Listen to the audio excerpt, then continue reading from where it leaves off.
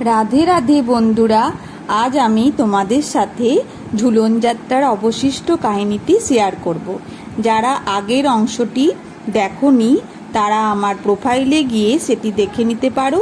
তো রাধারানীর শাশুড়ি যখন রাজি হলেন তখন রাধারানী তার ভাইয়ের সাথে বর্ষানার উদ্দেশ্যে রওনা হন, কিন্তু তার দু চোখ বেয়ে শুধুই অশ্রুর ধারা বয়ে যাচ্ছিল।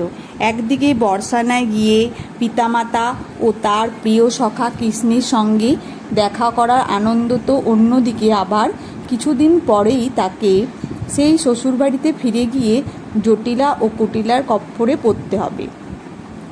বাড়ি ফিরে মাতা পিতার দর্শন করে রাধারানী আরও কান্নায় ভেঙে পড়েন। এই দেখে তার মাতা পিতারও বুক ফেটে যায়। তখন রাধারানী পিতাকে জিজ্ঞেস করেন যে, পিতা, আমি একটু বাইরে যেতে পারি? তখন তার পিতা বিষভানু ও তার মাতা কীর্তিধা বলেন যে, তোমরা যেখানে ইচ্ছা সেখানেই যেতে পারো, আমরা তো তোমাকে কখনো বাধা দিই না পুত্রী।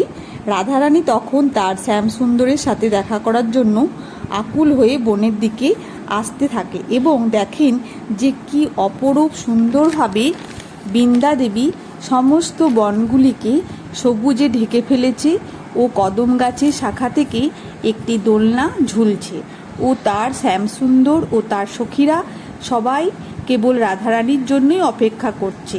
এই দোলনায় যখন রাধারানী বসে ও কৃষ্ণ দোল দেয়, রাধারানী তখন তার সমস্ত দুঃখ ভুলে যায়।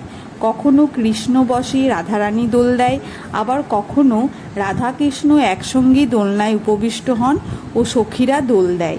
এইভাবে সখীগণ ও শ্যামসুন্দরের সাথে নানা রকম খেলা খেলতে খেলতে রাধারানী তার সমস্ত দুঃখ কষ্ট ভুলে যান এবং তার অশ্রু শুকিয়ে সমস্ত মুখমণ্ডল থেকে খুশি ঝরে পড়ে।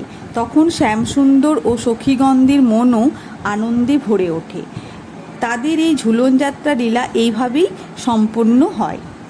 তো কেমন লাগলো বন্ধুরা আজকের আমার গোপালের সিঙ্গার?